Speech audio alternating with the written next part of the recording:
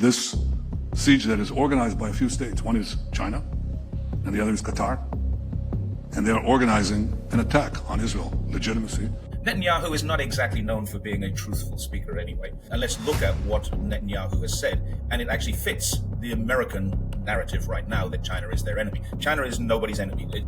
The Dutch government is taking control of Chinese-owned semiconductor manufacturer Nexperia. 10,000 people in Holland, which is a very small country, 10,000 people are going to lose their jobs because that company will have to close down. So far, just a day or two later, it's already hurting the automotive industry in Germany and in Holland. This gigantic structure hangs in midair between two mountains, 625 meters above the river below. China has now officially opened the highest bridge in the world. There is a restaurant and there is a high-speed elevator, glass elevator, and you can bungee jump off the bottom of that bridge. As tensions rise between the U.S. and Venezuela, the Pentagon is steadily amassing combat power in the Caribbean, signaling the potential for a much larger and longer-lasting EMP. We'll see what happens with Venezuela. Venezuela's been very dangerous. America might build a military base, as they did. A great example was Mount Pinatubo in the Philippines. There is no military expansion by China.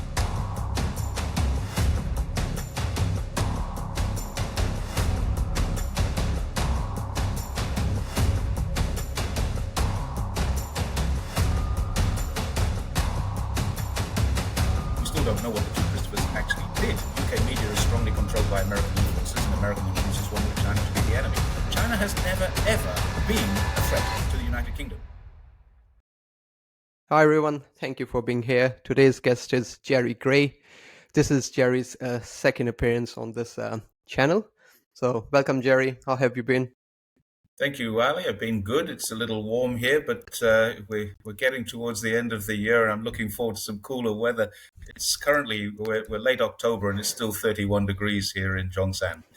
But thanks for having me on the show. Yeah, it's a bit cold over here, which is why I'm wearing my beanie and my jacket. I was thinking of coming I feel on with cold. the beanie just in sympathy with you, but it was just too hot. Plus, I've got my allergies. Yeah, my monthly allergies. So I'm drinking some warm tea. Cheers. So, were you on holiday a couple of weeks ago? No, I travel a lot. Holiday is a relative term. I'm retired from full-time work, so I work I do some freelance journalism, although I never describe myself as a journalist. I travel a lot for myself. The last major trip that I took, and I've taken two major trips this year. One was 19 days through Xinjiang, and that was with two different media groups. I went with one media group as an invitation, as a large group, to go and just have a look around and make my own comments, because I write about Xinjiang. And Xinjiang this year is the 70th anniversary of autonomy. So they have been what's called not a province of China anymore. They are the Xinjiang Uyghur Autonomous Region. And they've been so since 1955. So this is the 70th year. They're celebrating that. So a lot of people have been invited to Xinjiang this year. So I was there for a 10-day media tour because I do write about Xinjiang.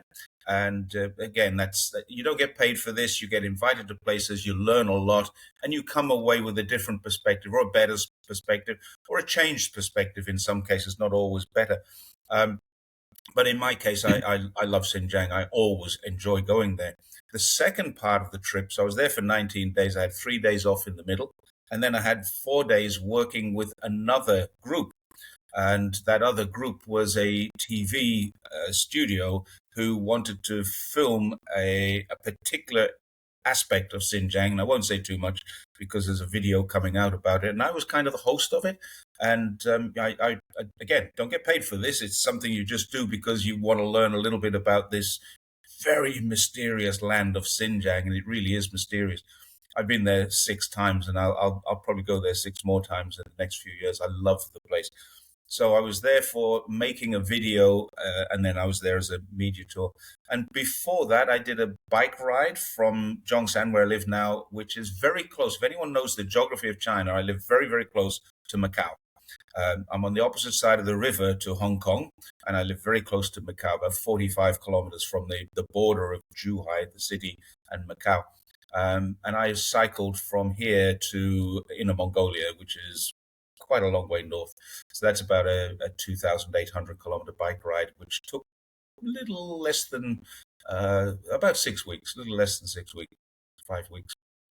So you've got a road bike, I'm guessing. Yeah, just ride a road bike. It's kind of an adapted bike. I changed the wheels, I changed the tires, I changed the structure on the thing a little bit, but basically I've cycled with an off the shelf. I paid 1,800 RMB for a bike in Harbin. Harbin is in the ice city in the northeast of China, and I was there doing some work. This was 2018, and I just went and bought a bike to ride home with. It took 42 days to ride home from Harbin. Just instead of flying home, which would have taken about 4 or 5 hours, maybe 6 hours to get home, it took 42 days. And that was a bike. I walked into a local bike shop and said, I'll have that one, and I want a helmet, and I want some gloves, and I already had my panniers bike stuff. I want a rack put on it. And they did all of that in the shop, and I spent a total of 2,000 RMB. US dollars, that's about 300. Australian dollars, it's about it's less than 500 Australian dollars. So yeah, I just bought a bike and rode home for 42 days, fixing punctures along the way, of course. $300 for a road bike. That's pretty cheap. 500 Australian dollars. 500, yeah. When I was a student, I just went to Kmart and they had those display bikes, road bikes. Yeah. Display bikes which they give out on discount. So I got it for $75. That was like 20 years ago. Yeah, it never broke. Yeah, because I just use it to go to university and back. Yeah. That's it. Yeah. Well, imagine if you're in Melbourne going to university. Imagine deciding that today you're going to start a ride up to further north of Brisbane, maybe Mackay. Not quite as far as Mackay, but somewhere north of the Sunshine Coast would be the same sort of distance that I've just done. That's true. I want to get your take on this clip. I'll show it to you. I hope this works. This is the first time me using this feature on Riverside. So let me get this right. I'll show you the clip, and I'll talk about it. And okay, and let me know if you hear the clip. Okay. That effort to besiege Israel, not isolated as much as besiege Israel, that is orchestrated by the same forces that supported Iran. Iran's effort to put a military siege on us and ultimately choke us. We were able to break loose from that siege, and we will have to do several things to break loose from this siege that is organized by a few states. One is China, and the other is Qatar. And they are organizing an attack on Israel legitimacy in the social media of the Western world and the United States. We will have to counter it, and we will counter it with our own efforts. So I will stop the. Okay, did you hear what he was saying? Yeah, it's the first time I've seen that. So that came out 3 weeks ago, and I was really surprised. I know Israel is not a superpower yet. It will be a superpower in future once it extracted all the resources from Europe and America, because it's not using its own resources for waging wars at this point. But in future, I can see Israel sort of waging war with China and Russia. But at this stage, when they are still fighting wars within their neighbors, Israel is a very cunning and smart nation. I didn't understand why he would target China so openly. I mean, do you know why he would do that right now? Who knows? No, I can't say that I know. I have opinions on this, and you'd have to be many people have different opinions, and they would say, well, Jerry's wrong, and I wouldn't argue with them because we have different opinions based on different experiences. So until we know what happens, we can't say that was right or that was wrong. And we can argue all we like, but I would prefer to say let's debate that. And let's look at what Netanyahu has said. And it actually fits the American narrative right now that China is their enemy. China is nobody's enemy. It's as simple as that. China has said time and time and time again, all it wants is a multipolar world of equality, egalitarian. That is what China wants. It's Marxist theory. Everybody in the world should be equal. And China has said this since the founding of the People's Republic. Mao Zedong said it, Deng Xiaoping said it, Hu Jintao, Jiang Zemin. they've all said the same thing. They are looking for nothing more than equality in the world without a hegemonic power. Now, if you have America as a hegemonic power, if you have Russia as a hegemonic power, China would be unhappy with that because it wants equality. So, I mean, let's bookmark and come back to the Russia thing, because this is about the Israeli-China threat. There has never been a tangible threat from China against any country, anywhere, at any time in history, with the exception of, in PRC's history, I should say, with the exception of one rather rash invasion of Vietnam, which was done at the request and with the connivance of Henry Kissinger and the new regime that he was serving in the United States. And it was approved by America that China would go into Vietnam because China was their new friend from 1976. China and America were kind of opening up. So was Australia. Australia opened up to China before America did, and that's something that a lot of people don't know about. But China went into Vietnam, and it did so for a reason. Vietnam was threatening Cambodia.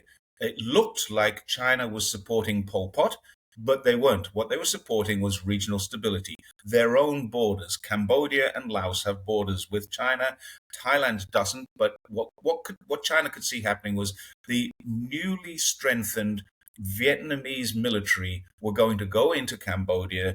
They were going to take down Pol Pot. They were going to then go into Laos. They were going to take over there and probably would have expanded into Thailand. So China went in for 3 weeks, 21 days, I think it was, 19 days, I think. It went into Vietnam. It served a purpose. It distracted the Vietnamese military. They had to come back to protect Hanoi.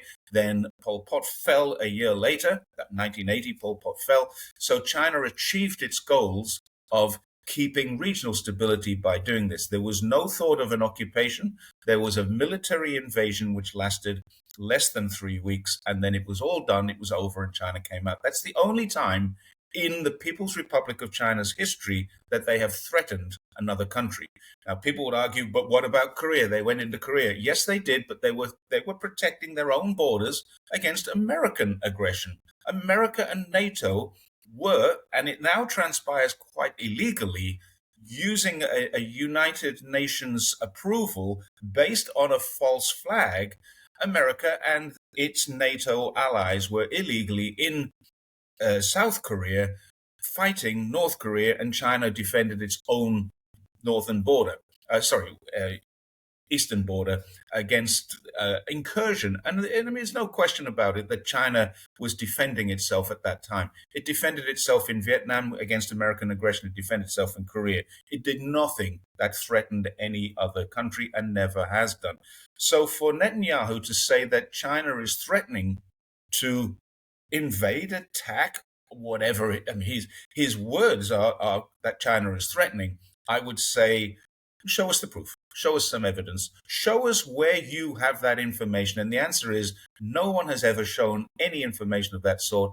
I would say that this is purely part of the narrative that makes China look like the bad guy in the eyes of Western media, Western politicians, the Western narrative that China is being bad. China's not being bad at all.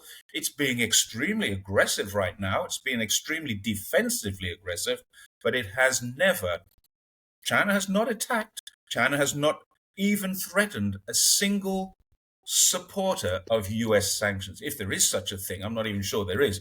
But if there is any other country supporting US sanctions, including the European Union, China has not made any threats and has not taken any action. And we're not talking economically, we're talking trade, we're talking military. China has made none of these threats to any of those countries. What China has done is said, we will defend ourselves. And it's been saying that since 1949, because it said, we have now finished a century of humiliation. We're not going to let this happen again. China will rise from these ashes. It will be the Phoenix country, if you want to call it that. And it will be strong, and it will be a leader in global peace, which is exactly what it's trying to do now. So all of this rhetoric that China is evil, China is dangerous, China is aggressive, China is expansionist, China is militarily expanding, it's enforcing its doctrine. None of these are true, not one of them. And I would challenge anyone to find me a single piece of evidence from a single leader of China to say that that word or those words from that leader support this person's claim that China is aggressive. The answer is China is not aggressive. So that's how I would view that. Netanyahu is not exactly known for being a truthful speaker anyway. If I may say so, I think the man is a lying POS. Yeah, but Israel doesn't really require proof to wage wars. We know that. Neither does the US. True. So, so they're not going to provide any proof. The only reason I could think that they would target China now is because China, via BRICS, both China and Russia via BRICS were trying to shore or strengthen Iran's defenses, I guess, because obviously there will be an attack on Iran again. Israel is not going to sit back and let Iran do what Iran wants to do, which is basically progress in that region. So I think Israel wants to be the only superpower in that region. And I think it might become one, maybe in future. Yeah, but I found this statement really strange at this point when Israel is nowhere near as strong as China to start threatening a country like China. So, yeah, to be honest, neither is America. America is nowhere I know, near but China America, now. they like their chest thumping and internal demagoguery and puffering, so to tell their own people that they are number one. So they've got that ego complex of being number one in every field. It's not just their ego; it's their entire psyche. It's their manifest destiny. God has chosen them to lead the world, and the Israelis, God has chosen them to live in Israel. Wherever Israel's borders happen to be, that's it. Man decides Israel's borders, and God decides how to get them.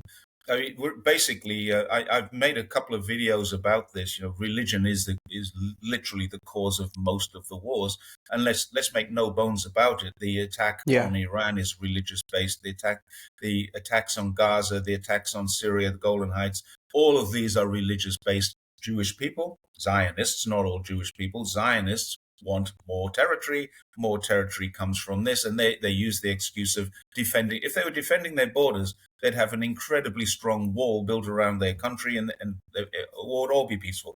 Now, they're not defending their borders at all. They're not defending anything. They are attacking. They're aggressively attacking. So it's probably going to hurt your YouTube algorithm when you post this. We're saying all the wrong things, but the way I view them, that's the case.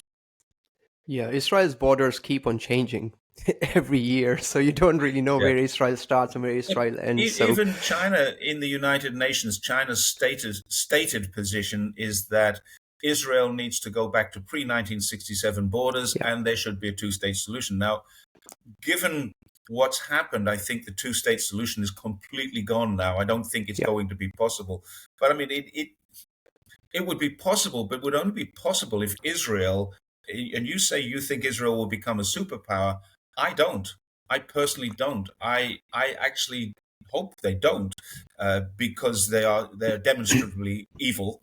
And what has happened, what I think will happen, is that the United Nations should expel Israel. It should also either at least suspend, probably expel the United States, and they should become pariah countries in the world. That is how I see this ending. Personally, I don't think I've never seen any leadership anywhere call for the expulsion of two countries from the United Nations. But right now, those two countries should be pariah states, but they've got support from others. And of course, the United Nations Security Council would veto any move of that sort. And this is a problem that we have. We've got a rogue country in America. America is, without a shadow of a doubt, a rogue country. It's conducted extrajudicial murders in your country. The Osama bin Laden invasion was an extrajudicial invasion of a sovereign territory of Pakistan to murder someone who had not been found guilty by a court. They call it a war, and it was a war on terror, but it was a self-declared war. It was not a United Nations approved war. Therefore, any action that they took to do that was war crime. or should not have been a war crime. It was an international crime.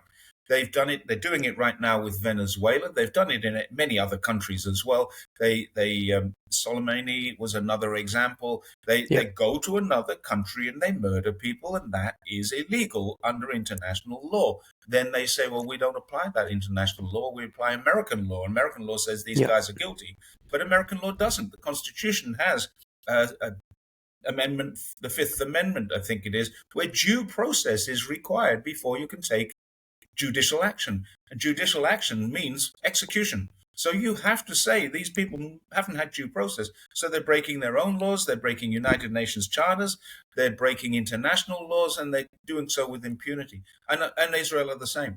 Now, my view is that both of those countries ought to be sanctioned out of the international community. Yeah, I mean, what you're saying is all true, 100% true, but nothing's going to happen. Again, Israel is a very smart and very cunning country. And the way they have gone about it for the past 60, 70 years, they've got total control of international bodies. Even though they're war criminals, there are arrest warrants out for Netanyahu. But what happened to that prosecutor of ICJ? He was blacklisted from Microsoft. He couldn't even access his, I think, OneDrive. He couldn't even access his bank for his wages. UK government, complicit with United States, just blacklisted him. He's a Britisher. The US government does this all the time. They did exactly the same thing 10 years ago to Carrie Lam. Carrie Lam was the chief executive of Hong Kong, and they did exactly that to her. They just basically sanctioned her out of every system that was basically known to man. China has come up with has offset this. China has its own banking system now, and it has changed its system. I don't know if you're aware of this. When they announced the rare earth elements restrictions, they actually picked up a piece of paper and said, here is the form that needs to be filled in, and it's not a Word document. It can't be accessed on Microsoft Word or Apple. It can be accessed through WPS, which is a Chinese alternative. And they've done this now quite deliberately. There is a very good reason why I personally got all of my investments, my money, everything that I had in Australia is now in China. Very good reason, because Australia is a vassal of America. At some stage, America will say, well, this guy's always criticizing us. Let's sanction him. Let's make him an example. So I would literally be living on vapors if I didn't have my pension and my superannuation paid from another country into China, and you take me out of the SWIFT system, my money's gone. Now, they could actually have seized my assets. And there's another thing that America are now doing, and Holland, on America's behalf, are seizing the assets of organizations that have nothing to do with the Chinese government. They're saying China is playing hardball, so we're going to seize this private corporation's assets and re-own it. We're going to make it into a Dutch company when it's actually, it's really going to backfire when they do this, because that company sends, and I'm talking about both dollars and products, billions to China, so that China can test them, reprocess them, package them, and export them. Billions of chips are coming into China from that company. Now, how does that company get all of its equipment that it needs, all of its resources that it needs? From China. So China just now saying, well, okay, we're not going to send you any more resources. You can't have any of our rare earth elements. You can't have any of our products. We're not going to do any testing. And 10,000 people in Holland, which is a very small country, 10,000 people are going to lose their jobs because that company will have to close down. That's going to hurt. It's going to hurt a lot of people. It's already hurting so far. Just a day or two later, it's already hurting the automotive industry in Germany and in Holland. VW comes from that area. Porsche comes from that area. Audi, Mercedes-Benz, they can't get the parts that they need, the components that they need to make their cars, because America has effectively closed down a Chinese source. That's how they work. The idea of, and the ICJ was no different. Once they take you out of the system, you are a nobody. You cease to exist. And this is why I don't have a cloud. Everything I have is stored on one or two of these at home. Everything. I do back up everything that I have, but there's no cloud. I do have an international email address, which you know and you use. And one day, if that ever disappears, I actually have a Chinese email address too. Yeah. I should send that to all of my. They can stop me getting on. I don't have Microsoft Word. I have Microsoft Windows, but I don't have Microsoft Word. I don't use PowerPoint. I don't use Word. I don't use any of the Microsoft things. I use LibreOffice because at some stage they will cut me out, or they can cut me out. Not will, might. Yeah, no, that's true. And that Nexperia company in Netherlands, that's blatant robbery by the Dutch and America. I mean, it's a subsidiary of a Chinese company. I think it's WingTech. But did Netherlands, are they that dumb enough to not realize that Dutch assets are also in China, and China can seize those assets also in retaliation if China wants? The difference, Ali, is that China probably won't, because this would be illegal. The World Trade Organization has rules. China is a member, and it applies by those rules. So far, China has made no threats. What it will do, almost certainly, some of the big Dutch companies here, the biggest is probably Unilever. It's a huge chemical company where we get our washing powders and things like that. They're huge here, massive. And there's a couple of others. I believe Lipton's Tea. Lipton's Tea is a Dutch company. And this is a strange thing being in China. And I told my wife this the other day. Lipton's Tea is the largest tea provider in China. Now, most Chinese people drink tea, but when they go out and they buy packets of tea or they buy instant coffee, it's through one of Lipton's products. Now, what China will probably do now is to say, let's check these Dutch corporations for compliance. And that is just going to bureaucratically block everything that they do. It's going to hurt. Now, I don't know that China will do that, but China could do that. So go to Unilever, go to Shell, which is huge here as well. There's I think there's 10,000 Shell service stations in China. So go to Shell and then just check all of their compliance issues. And until they're compliant, 100% compliant, and let's be honest, most corporations are not. They're always doing something that is not 100% compliant. China will say, you need to be compliant on this. And until you are, we're closing you down. And then they can say, well, okay, to get compliance, you need to go to this office. That office will say, yeah, you need this, but you also, before you do this, you need that. They can make it extremely difficult to become compliant. And those companies will eventually say, yeah. And it's not China breaking any laws. It's them. But China can make life very difficult for any Dutch corporation. Now, will they? I don't know, but we'll wait and see. Certainly they can. In my opinion, they should. But China is very different. They view things differently. They have different lenses to us. They say, okay, what's going to be best for China? If we were to close 10,000 Shell service stations, there's probably 20 or 30 people working in each one. So there's a lot of people going to lose their jobs. What do we do? How do we change this? How do we make Shell suffer without making the Chinese people suffer? So there may be different things going on. It's certainly not the way that China operates. They won't go out. And you can bookmark this and come back to it and tell me if I'm right or wrong. But in the next 6 months, I bet we will not see a Dutch corporation seized by China. We haven't seen any other country's assets seized by China anytime, anywhere, because that would be non-compliant with World Trade Organization rules. And China follows the rules. Now, this is why I'm confident that people say to me, yeah, but China's done this. Prove it. Western media says China has done this. Now, where's your proof? I don't mean a headline. I mean proof. Where does the proof come from? It comes from a wording inside of a Western media article that says China might, China could, China may, China is able to.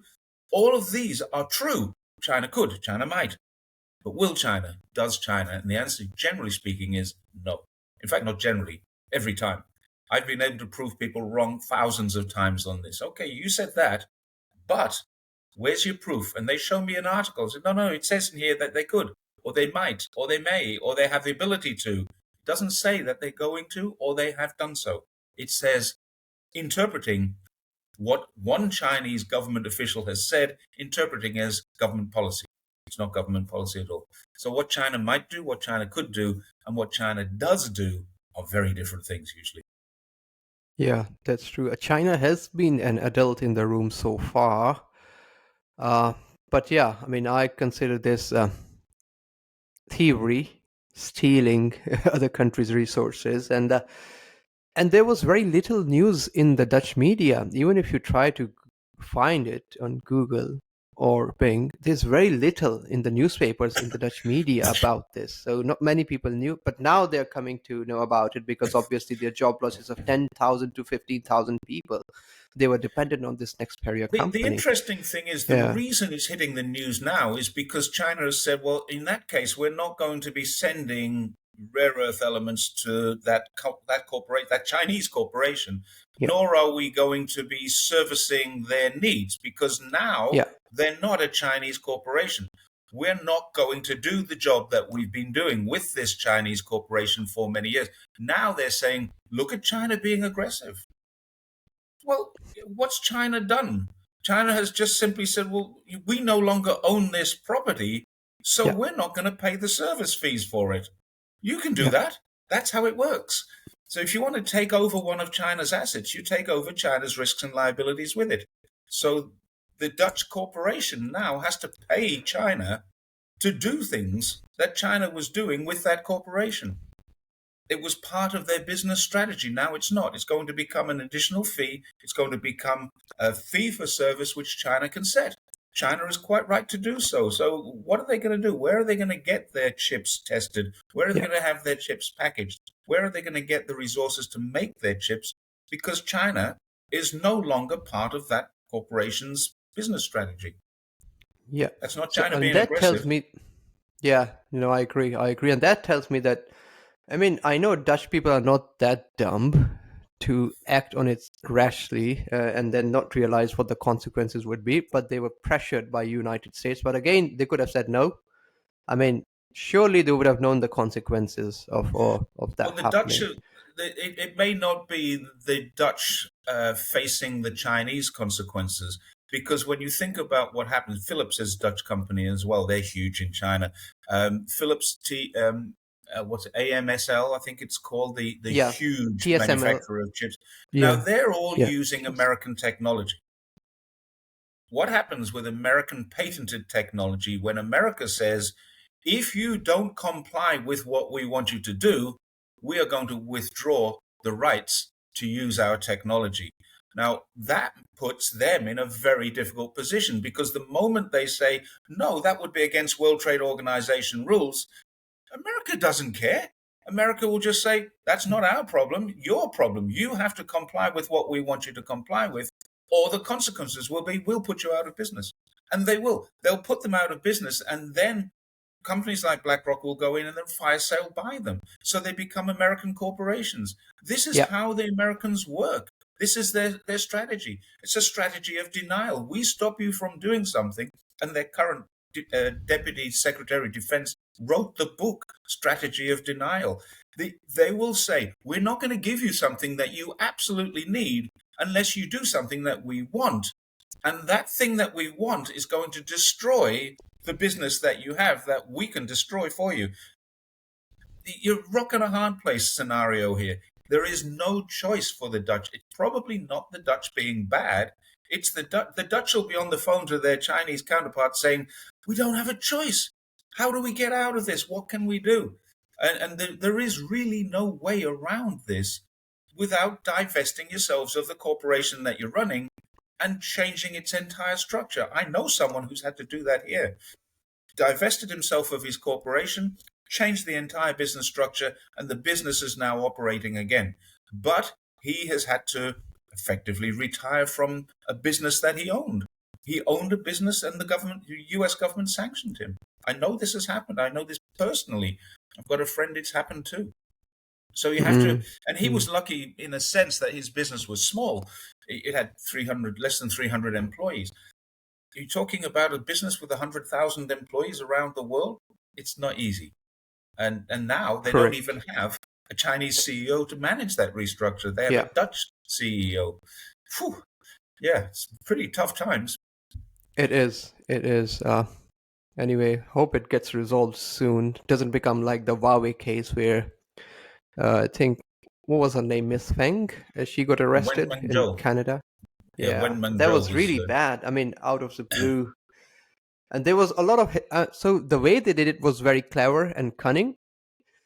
They started spreading news, Australian media, American media, British media, that Huawei is installing listening devices or spywares in mobile phones, in the earbuds or everything that they produce.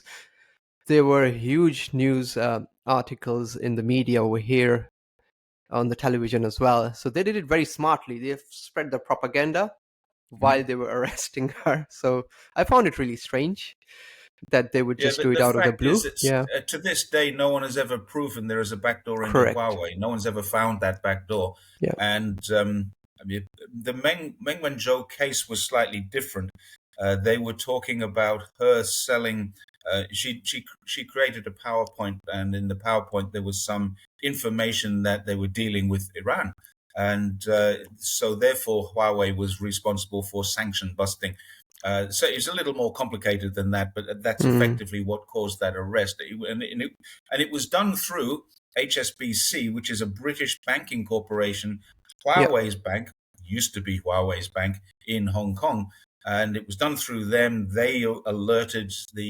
Apparently they alerted the State Department about Huawei's sanction busting, but probably the State Department came to them and said, look, we want to know everything about this corporation. And they found this tiny, like I say, it's impossible to be 100% compliant. They found this Correct. tiny little thing that they said, we've got them, and then found that they didn't have them. It's the same.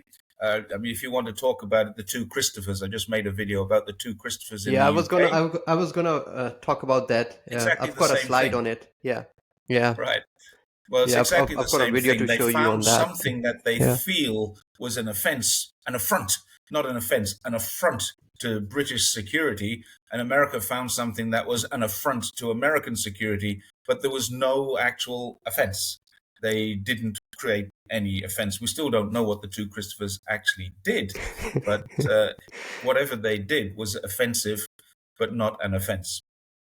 Yeah. I'll show you another small clip, and Move that's on a to the next. positive news.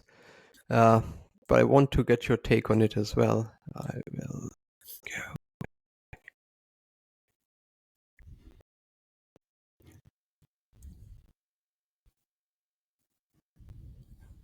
At the same time, we talked about China earlier. We weren't able to cover this bridge, but there's this new video going out and going massively viral for the right reasons. It's not AI. China has now officially opened the world's tallest bridge. They did it in less than 4 years. The bridge has a restaurant at the top, 2,600 feet above the river. The bridge cuts a 2-hour drive to 2 minutes, features a theme park with a glass skywalk, a high-speed glass elevator, and a waterfall off of the top of the bridge. Visitors can bungee jump off of it. No, the Grand Canyon Bridge is 2,050 feet above the river and spans 4,600 feet across. Quote, insane. And you can see Beautiful. here, that is... the waterfall features. It must be nice to live in a real country. Last time that we were doing stuff like this was when? Hoover Dam? That was over almost 100 years ago. Meanwhile, By the way, if you've ever been to Hoover Dam, it's pretty awesome. People were making the comparison to the bridge that was knocked down by the ship in Baltimore. Oh, right. And how long it will take for them. I mean, I think they have started construction, which is actually pretty good for America's standards, but it's going to be years and years before that thing is complete. Yes. And that's just, a basic aspect. I mean, look, it's an extraordinary modern marvel, et cetera, but it's also like nothing special in the grand scheme of bridges. And that will take much longer than the 4 years, apparently, that they were able to construct this in. And that's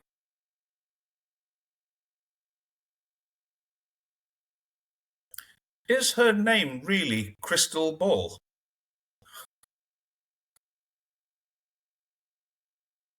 Wait, I can't hear you. You're muted. Yes, her name is Crystal Ball, and she's fabulous. She's a fabulous journalist. Right. So there are some news channels on YouTube which get shadow banned, but they show positive news from around the world. And yes, her name is Crystal Ball, and she's great. if you listen to her shows, she's really good. Must have been having a laugh at that. Yeah, she talked about how her parents named her. But I want to show you another one that's linked to this positive news, which is this one.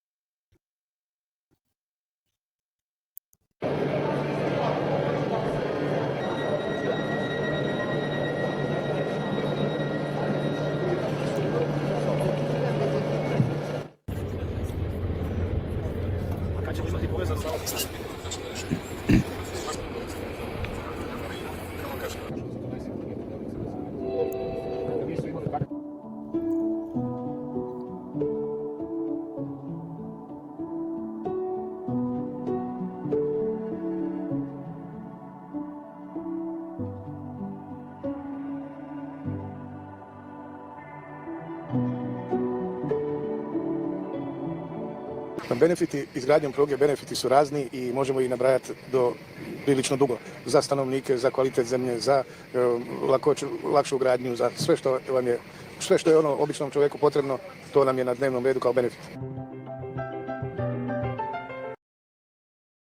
So yeah, these two clips are obviously the first one was the world's tallest bridge, marvel of engineering and science, and what Crystal said in the end that America is still struggling to build the bridges that have been broken by ships colliding with them, whereas China is building new bridges and building them at a very rapid pace, and not just simple bridges. This is very difficult to build, let alone engineer and design. So they've done it, and then so that's in their own country, and then they're trying to help other countries as well. So this is the second clip was the railway track between Serbia and Hungary, and also the railway that China's built. So that's helping other countries as well, cut time for the travel as well. We don't see America, Australia, Canada, UK doing that in any other country. We have never seen them build anything in any other country except military bases. And I'll show you one more thing, which is very telling. So these are American military bases around the world. Yep. Around 900 of them. This is massive. And yeah, so in comparison to that, China only has 6 or 7 military bases around the world. No, so it America doesn't. can build military China has bases. one. China has one. So America can build military bases around the world, not just on its own continent or around its own neighbors, but it can't build positive social infrastructure for other countries. It's strange, and China is doing that, and it's very hard to get that positive information from mainstream media or corporate media. So I just wanted to get your take on the only country where China has a military base is Djibouti. And it works in Djibouti. It has a military and a naval base. The port is a naval port. And China has built an aspect of that. America has built part of it as well. So yeah, they're working with 20 different countries to prevent piracy in that region. That is the only place in the world where China has a military base. Now, there are rumors and there are stories and there are Western media reports that China has a listening base in Cuba. Well, prove it, and I'll accept that's possible, but I've never heard of this, and there's no evidence. There's just allegations that this has happened. What has happened is that China has sent telecommunications equipment to Cuba, and of course, telecommunications equipment from China usually means Huawei, and Huawei are listening devices. So there's the connection is a very tenuous connection. There's a rumor that there's an island in the Indian Ocean that China has militarized. It has not. What it's done is it's put a traffic control and weather monitoring equipment in there, and this is purely for civilian use, not military use. They were talking about the military expansions into the South China Sea. China has not militarized a single island anywhere. It has built 2 airstrips out there, and both of them, neither of them, hold military. But they could. They could.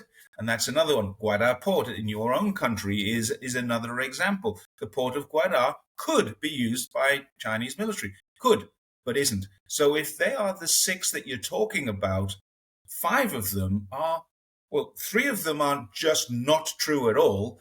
2 of them are spurious claims that have never been proven. And one of them is a military base where they're working under the auspices of the United Nations with 20 other countries. 21 countries are working out of Djibouti. Now, Djibouti is a strange one because they didn't just build a military base. They have built schools, they have built hospitals, they have built train lines, they've built roads, and America has still got a military base in Djibouti. So that's what China has done, is expanded out of the military base with civilian infrastructure.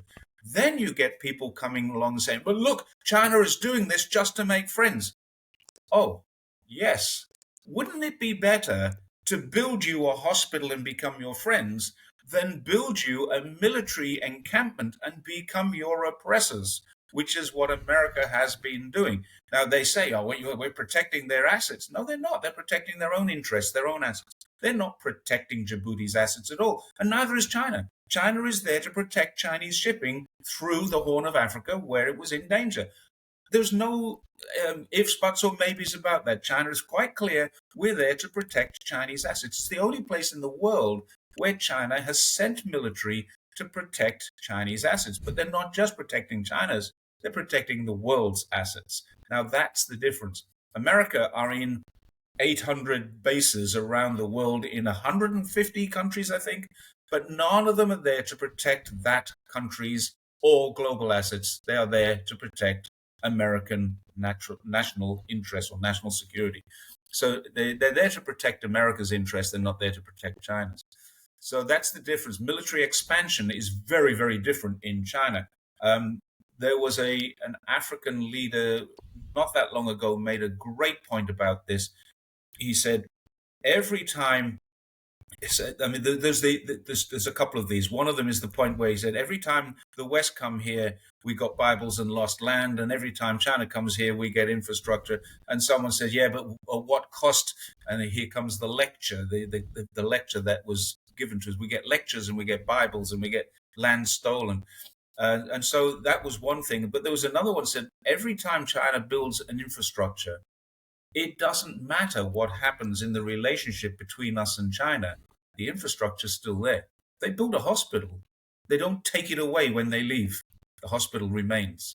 America might build a military base, as they did. A great example was Mount Pinatubo in the Philippines. This is 30, 40 years ago. They had massive military infrastructure in the Philippines. Mount Pinatubo blew up. A day later, all of America abandoned the Philippines. And the Philippines was left to clean up all of this stuff. And honestly, they should then have said, America will never, ever set foot in our country again. But of course, they've now got the Marcos back. It's a different story. So we can go into that. Military expansion is very differently done by China than it is. There is no military expansion by China. It is simply expansion through soft power, diplomacy, through aid and helping. China doesn't put any conditions. China never sends USAID, which is full of rice and AK-47s. What it does is it sends rice. It sends food when it's needed, when it's humanitarian needs, and then it sends infrastructure when there are developmental needs. So there's a difference between humanitarian needs and developmental needs. USAID is sending humanitarian aid along with military aid to protect their own interests. China sends humanitarian aid, and then when it wants to help build a relationship with a country, it says, well, do you need a sports stadium, an opera house? Do you need a hospital? And they're built, they're donated. And Jason Smith has written the book about it. I think we mentioned him last time. So there's a whole book about what China has done in these countries. And it's none of them are militarily or security for their national interests. The only place that China sends military is in blue caps under the auspices of the United Nations peacekeepers.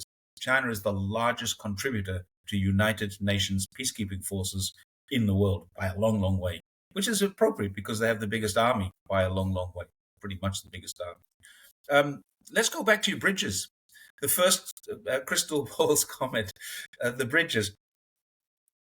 At the same time as that Baltimore bridge crashed, a ship crashed into the Baltimore bridge in Guangzhou, where I live just 80 kilometers from Guanzhou. Around about the same time, within days, there was a very similar incident where a boat crashed into a bridge and the bridge collapsed. More than 1 year ago, back in May or June last year, I was on the restructured bridge. I was on it making a video with Guangdong Television, and that video is actually in my Jerry's Take on China feed. The bridge was rebuilt within 18 months. But within 1 week of the bridge being built, the military had put a temporary bridge. Within 1 week of the bridge collapsing, the military had put a temporary bridge there. Now, there were people who died in that bridge collapse. It was sad. But there were also some heroes. There was a truck driver, and I've met him. There was a truck driver who drove his truck up, saw the car in front disappear down, or the bus, I think it was, disappear down, and he backed his truck, and then he blocked the road so no one else could pass.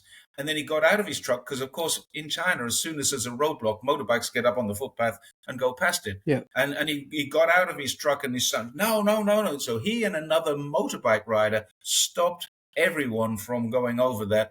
And he was rewarded with an award which allowed him, and I've met him and I've met his parents as well, because we're making a video about how the National People's Congress develops things. And I met this guy and the motorbike rider, and they were rewarded. The motorbike rider got 20,000 RMB and immediately donated it to the local school. That's the kind of person he was. The truck driver got a large sum of money, and I don't know how much, but he was heavily in debt paying off this truck that he bought, and was an owner-operator of a what do you call them, an articulated truck, Pantechnicon. But yeah, he had this truck, and it was a container truck, and he was on his way to a container port to pick something up and deliver it. And he lost 3 days, 4 days work as a result of this. And he was in debt because he's paying off this truck. And he was able to buy his own truck for cash. So his life is now set. He's married. He's got a kid. I met his wife. I met his parents. They're very proud of him, obviously. And he's a young guy. I mean, he's probably 25 years old, maybe not 30 yet. And he's now a self-made man because of his actions and because of what China did. They rebuilt that bridge, completely rebuilt that bridge, and it's now usable. I've been on it, I've walked across it, and I've driven across it both ways. So not me personally driving, I have been driven across it. So that bridge was rebuilt in the space of 18 months, but within a week of the accident, people were getting on and off because it was an island. It had no other way off. And it's a farming island. So everybody on there was farming vegetables and taking them across to the local markets. So all of them needed to get to market, or they would have all suffered. So that's how China responded to that. Now, the Baltimore Bridge is still not built, and it looks like several years before that happens. Going on to the other thing, that bridge does not have a waterfall. The waterfall that you saw coming off the side was a test. It was a water shedding test. They filled up I think they filled up trucks, loads and loads of trucks, and then they put the trucks on, and then they emptied all the water off at the same time. And it was a weight stress water shedding test that they were doing before they opened it. So the waterfall is not there all the time. It's not real. But there is a restaurant, and there is a high-speed elevator, glass elevator, and you can bungee jump off the bottom of that bridge. There's another thing that they've just opened, which is a free fall jump. And this terrifies me. I don't like heights anyway, but this terrifies me. But they have now tested a free fall jump where you jump into, it's not a trampoline, because if it was, you'd just sort of bounce off and fall to your death. It's a net that catches you and goes, like the net that the trapeze artist would use in the circus. And it catches you and it drops you right down, and then it brings you up a little slower so you don't go flying over the top. And they tested it with balls, big balls that see how many of these flew over the top with a bag, the weight of a human being dropped on it. So it's been tested, and it's now opening up as a fun activity. I don't know. It's not my idea of fun, but there you go. And it's not the first. I just around the corner from us here, we have the Shenzhong link. That's the Shenzhen-Zhongshan link. That's the road that runs across from Shenzhen to Zhongshan. It's 60 kilometers long. There's another one just 40 kilometers from here, which goes from Hong Kong Airport through Hong Kong into Macau and then into Zhuhai, the mainland. And it means from Hong Kong airport to my front door is less than an hour. It's really, really fast. So that kind of thing is what China is doing. I remember years and years ago at school when I was teaching, some of my kids said they're going to build a bridge from Hong Kong to here. And I laughed. I said, that's not going to happen.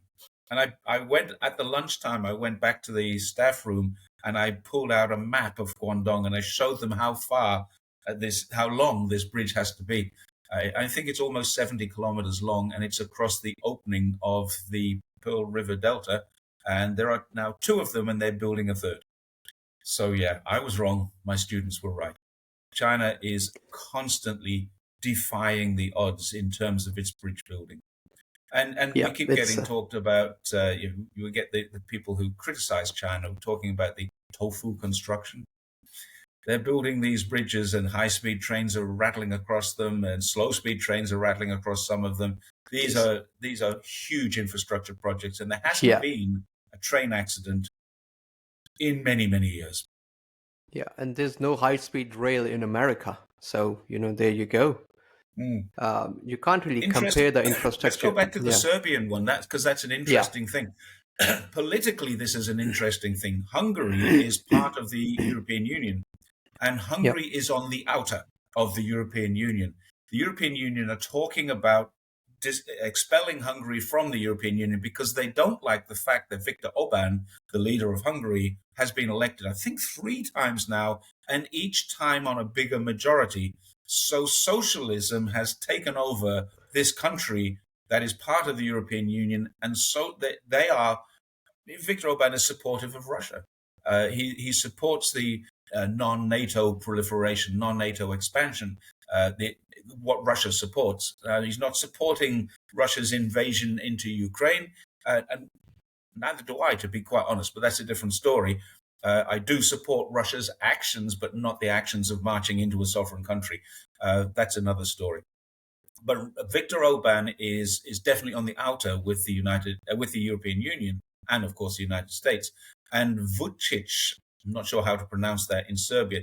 Serbia has been waiting 15 years to get into the European Union.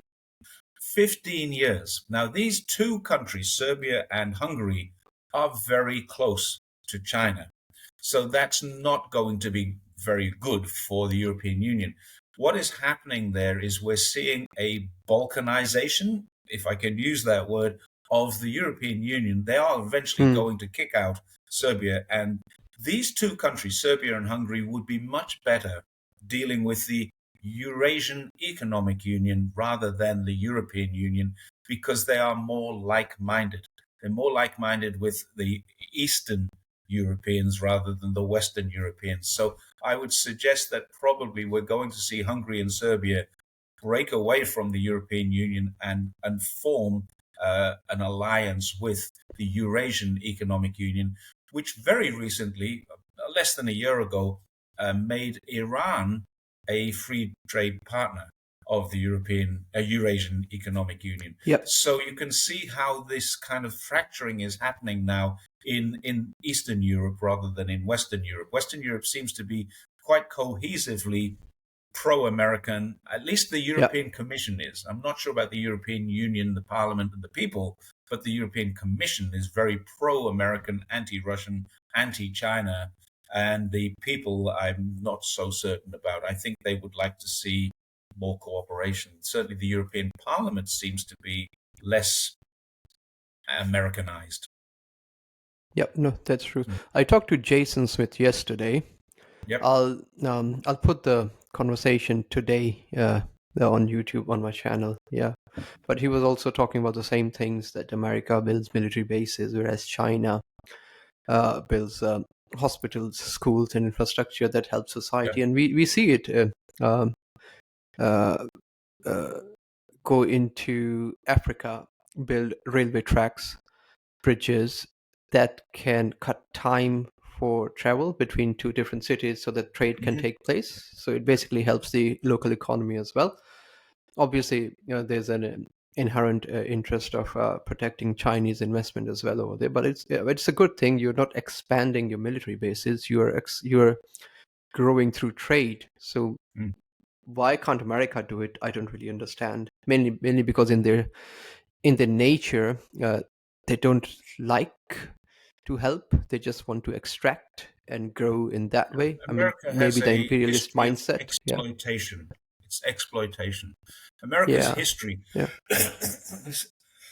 excuse me, since its formation, America's history is exploitation. I have water. Yes, and that's what they're doing. They've done it through South America. They're doing it in Latin America. They're doing it in Africa. They're doing it. They're exploiting Europe as well. They're not going to change them.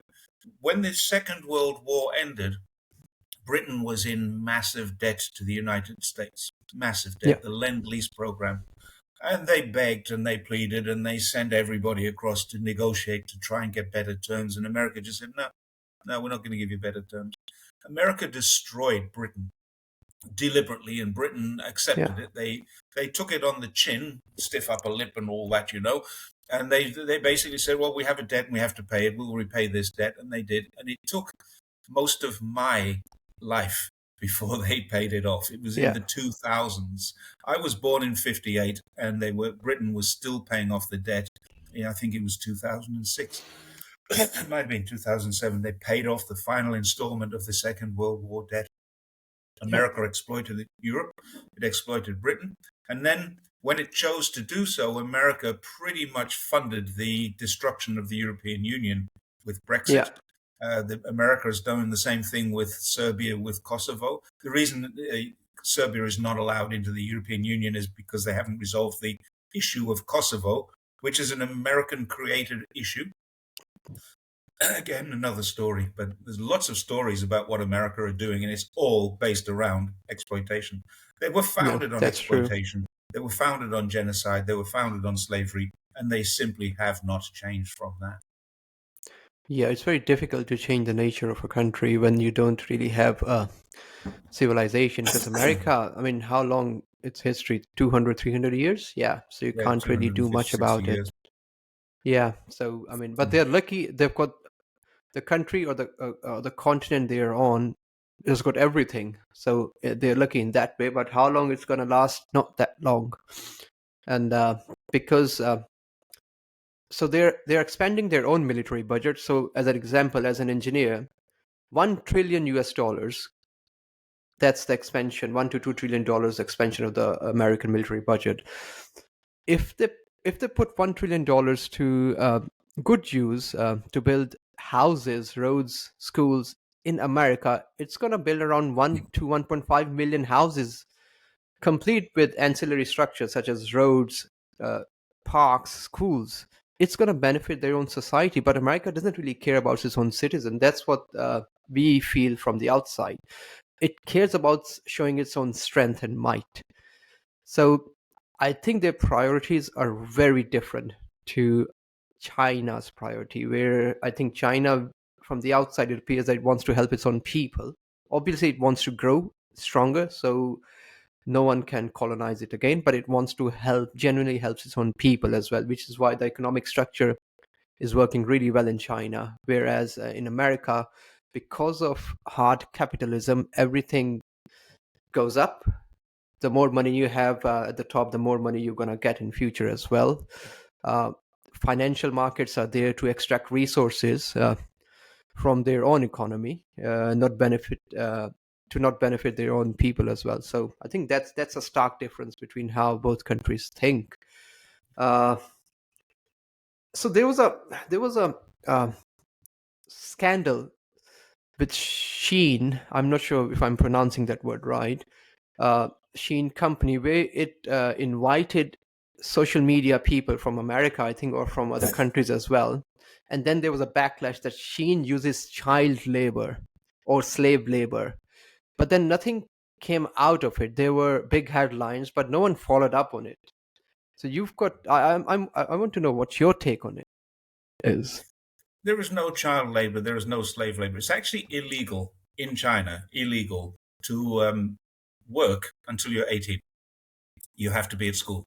It is illegal to have a job before your 18th birthday. Now, you can leave school at 16. You have a minimum of 10 years in the cities, 9 years in the countryside, in the rural areas. But if you leave school, you can't do anything. You are not legally allowed to work. Now, if you're in the rural areas and your parents are farmers or shopkeepers or drivers, then yeah, you can work in your family, and it's not official.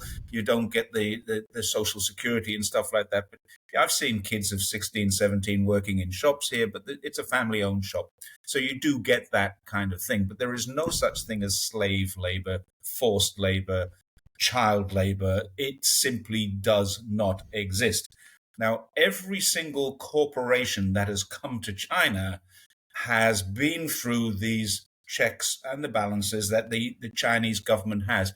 It is impossible to operate any form of company without the bureaucracy knowing who you are and what you're doing. Now, yeah, you could start an illegal business and you could employ anyone you want, but you'll get caught. It's as simple as that. You will get caught. You could not be doing this on an industrial scale. It would not be possible.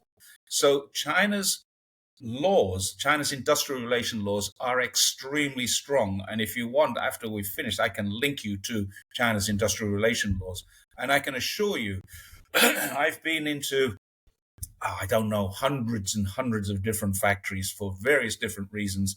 I've worked as a business consultant for a while. I used to go visit lots of factories and write reports for international organizations saying, can you go look at this factory and tell us about their capabilities, their capacity, and their compliance as well. And I have been in factories that are less compliant than others. And I've been in factories that are incredibly compliant. I worked in a company that had a factory for 3 years as a training manager. And I would literally, rather than go to the canteen, I would eat my dinner off the floor of the factory. It was that compliant. It was just so clean. But it was a CNC manufacturing, additive and subtractive manufacturing. So 3D printing and CNCing and things like that, plastic injection, all going on in the same place. And I would say I've never seen a cleaner factory. That's the kind of thing that China has now. We're seeing all the time images of Chinese factories. They're dark, they're automated. China is not using slave labor. If it was using slave labor, it wouldn't have a youth unemployment problem, which it does. And it acknowledges that and is working towards fixing it.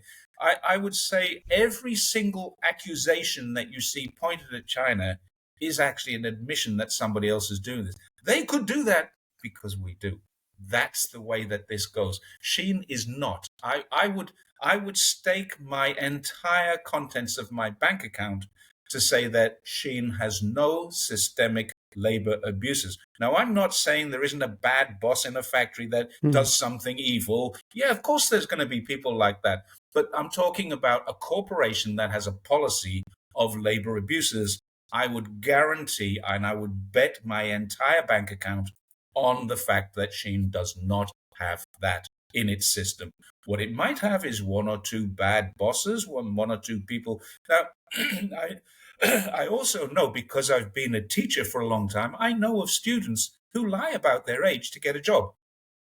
So is that child labor? This is a kid who's left school at 16 and is now saying to the boss of a factory or the HR department of a factory, I'm 18, here's my ID. And it's either a fake ID or it's a brother or sister's ID.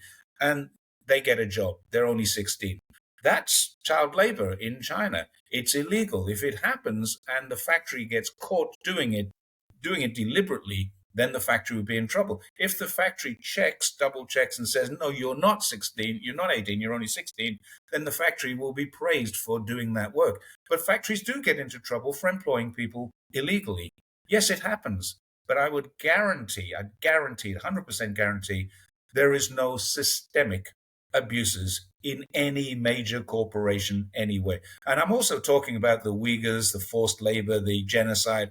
There's none of that. There is absolutely none of that. Now, I'm not saying that there hasn't been a Uyghur arrested, wrongly arrested. There was a massive crackdown on violence and terrorism. Of course, some people got caught up in that, but they would have been arrested, interviewed, released. No one's in prison who doesn't deserve to be in prison unless there is a miscarriage of justice. It's not a systemic problem. It might be, as it happens everywhere. There might be a corrupt cop who's done something wrong. There might be a corrupt business leader who does something wrong. But it is not part of China's system. It is not part of China's policy. It is actually the opposite. It's the antithesis of China's policy. China's policy is that you can't work till you're 18. When you do work, you can't work more than 40 hours a week. If you work more than 40 hours a week, it can't be more than 48, and you get paid overtime for the 8 hours a week. It's all very well documented, and it is very well policed by the Chinese government. So I would disagree with that, wholeheartedly disagree with it. I would absolutely say that in every single story I've seen about China's malpractices, it is never proven. It is only ever alleged. Yeah, there wasn't much pushback from Shein or from any of those social media personalities that they just sort of succumbed to the pressure and said, yeah, we shouldn't have gone to Chinese factories. So well, it's again, extremely maybe they hard to prove a negative. Now, I've been to Xinjiang. This is the Xinjiang Uyghur genocide narrative is one of the biggest allegations against China. There has never been a single person named who has been genocided. Not one person. There's not a book or a list of victims. There isn't. There are no refugee camps on the borders of Xinjiang anywhere. This is something that is simply not happening. Now, I've been to Xinjiang and I've cycled across the entire region. I've cycled from the east to the west, and I've cycled from the west to the east on a different route. I have seen 5,000 kilometers of Xinjiang on the ground. I've also been on bus journeys around Xinjiang and train journeys, and I've flown in Xinjiang. I can assure every one of your viewers that there is not a single case of any kind of oppression against any Muslim, any Uyghur, any Kazakh, any Tajik, any Kyrgyz. This is a region that is managed autonomously by those people who are supposedly being oppressed. Now, then I put that onto X or in Twitter when I first started, and people say to me, but you can't have seen everything. And that's true. I can't have seen everything. It's impossible for me to see everything. This is a country that's the size of Spain and Germany combined. It's a big place. I can't have seen everything. That is right. What I did see, though, was ordinary people doing ordinary things, and you can't hide that from me. You can't hide when I ride through a village that has only 50 houses, that the people there are welcoming, they're enjoying our company, they're wow, you're a foreigner, where do you come from, what are you doing here, why are you here in our village, and you're the first foreigner I've ever seen. We get these conversations all the time. Now, if a region is being oppressed, genocided, or have any kinds of suppression on it, those people would be closing their doors as we went through. They would be backing away from us. They'd sell us stuff if we tried to buy stuff in their local shops, but they would not interact with us in a friendly manner. Psychology 101 tells me there is no oppression. My own eyes, my own experience of riding 5,000 kilometers tells me there is no oppression. So how do I prove that? When they're alleging that there is, I can't possibly prove. And this is the same with Shein. They have thousands and thousands of factories, and because they're a massive corporation, and they do have thousands of suppliers. Some of them are very small factories, some of them are very large. You can't possibly go to all of them and check the HR records of all of them, and then checking the HR records, which could be falsified, go and talk to the factory workers. It is impossible to prove or disprove this allegation. What I can say is there cannot possibly legally be in China an environment of coercion inside of factories. It is impossible under Chinese industrial relations laws, which are very, very strong and very strongly policed, particularly for foreign companies. Foreign companies get visited all the time. Any leader, if you can find some foreign business leaders and talk to them, they will tell you the same thing. Oh, we must comply. We have no choice but to comply. China's regulatory bodies are very strong. They are very compliant, and every company in China does its best to comply. Now, there's always going to be bureaucratic nightmares in China because it's a bureaucracy. I'll give you an example. I had a coffee shop once, and we used to sell beer. In the evenings, people would come and have a beer in our coffee shop. We got visited by the alcohol registration or regulation body. They said, "You don't have a license." We said, "Yes, we do. Look, there it is." "No, that's a license to clear up after alcohol. That's a different license. You need to come to our office." And we were fined 10,000 RMB for not having the proper license to sell. But we did have the license to the sanitation license for alcohol. So it was one department not telling us you need to have this one as well. Yeah.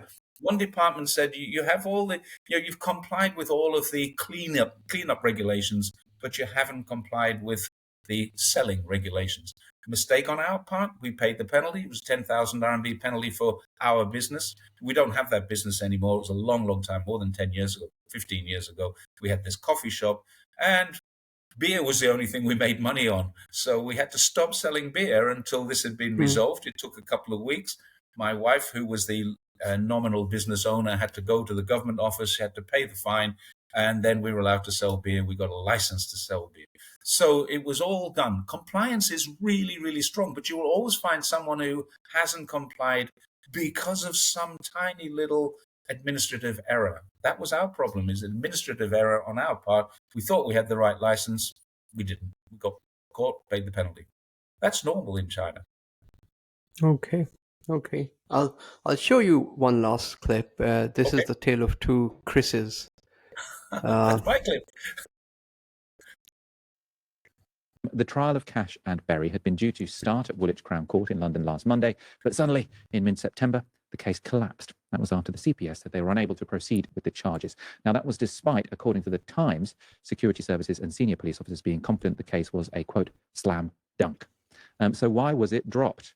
The truth is we don't really know. It's unclear. Some details are coming out. The director of the Crown Prosecution Service, Steve Parkinson, though, has pointed the finger at Keir Starmer's government. He said that because the government repeatedly failed to label China a threat to national security in witness statements provided to the prosecution, the case would have failed. And that's because charges against the two men stipulate that the country getting the intelligence must be an enemy. So the Crown Prosecution Service couldn't establish China was an enemy or a threat or whatever word they needed. And so the case collapsed. Kemi Badenoch struggling politically, but she saw an opportunity here to go on the attack. Two men have been accused of spying on MPs in this very building. The CPS had what it felt was a clear and compelling case to prosecute. But the trial has collapsed because for months and months, the government has been refusing to give the CPS vital information. This wasn't a mistake. This wasn't a misunderstanding. This looks like a deliberate decision to collapse the case and curry favor with the regime in China. Curry favor with the regime in China. How dare he? Keir Starmer in response. So, why does UK want China to be the enemy, I guess? Well, UK doesn't. UK media does. UK media is strongly controlled by American influences, and American influences want China to be the enemy. UK does not. UK needs China very, very badly. That's the first time I've seen that. I made my own video on the two Christophers, and the wording, "we don't know," was my exact wording. We don't know. Now, what actually happened? Now, Keir Starmer is a former Crown Prosecuting Solicitor, so he's a former CPS. He knows the law. Now, let's get this straight. Keir Starmer understands the law. Like him or loathe him, he understands the law. You don't get to be the Crown Prosecuting Solicitor without knowing what you're talking about. This is the most senior. This is the Attorney General of the US. This is the most senior solicitor in the country. So Keir Starmer knows what he's talking about. Keir Starmer has said, it wasn't us. These offences happened under the previous government. You need to get the previous government to say that this was a threat. This is the problem that Keir Starmer has, because you cannot retrospectively go back and say, oh, we think they were a threat then, but they weren't, because they were never nominated as a threat. China has never, ever been a threat to the United Kingdom in any way, shape, or form. It never has. Now, many, many government officials have come out and said China is a challenge. China has got problems with Hong Kong democracy. That's a particularly big one in the UK because they feel kind of responsible for that. It's a load of BS, to be honest, but I can get that the UK says Hong Kong is a challenge for them. Tibet There's another challenge that the UK created back in 1917-18. They created a line called the McMahon Line, which meant that India and China are still arguing today over who controls different parts of Tibet. So they really literally created the Tibetan problem. China is a threat with the Xinjiang Uyghurs, which we know is total BS.